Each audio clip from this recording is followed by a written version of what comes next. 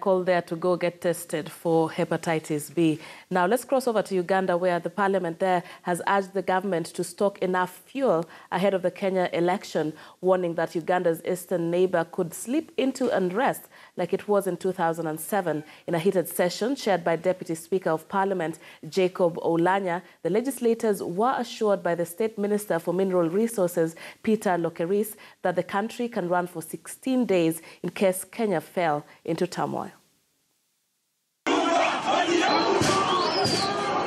Daunted by the ugly scenes and scarcity of goods that played out in the aftermath of the 2007 Kenya elections, Parliament has questioned government's preparedness in case the neighboring country goes in flames again. What capacity do you have? How much time can we as a country, landlocked country, stay without any import of fuel? Because 16 days is like we don't have any results. We are a landlocked country. What if there is a problem? How are we going to get fuel? Are we having enough fuel in stock?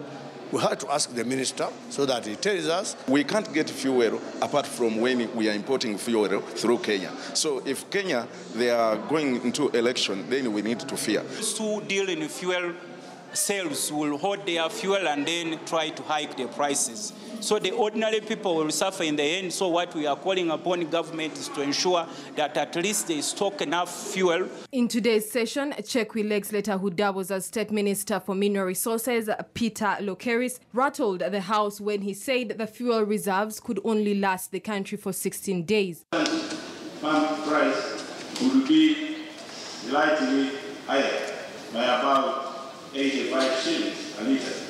In such a scenario, given that the unit cost of importing through Dar es Salaam crude covers a distance of about 1,600 kilometers, relatively higher than that on the northern corridor, covering a distance of 1,200 kilometers.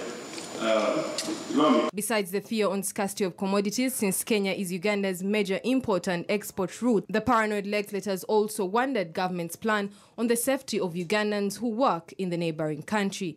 The members of parliament asked government to explain how fuel prices in Rwanda differ from Uganda. Uganda is purely a free market economy whereby prices are determined by demand and supply and other factors. Unlike in Rwanda, there's still some bit of gap which is filled by government.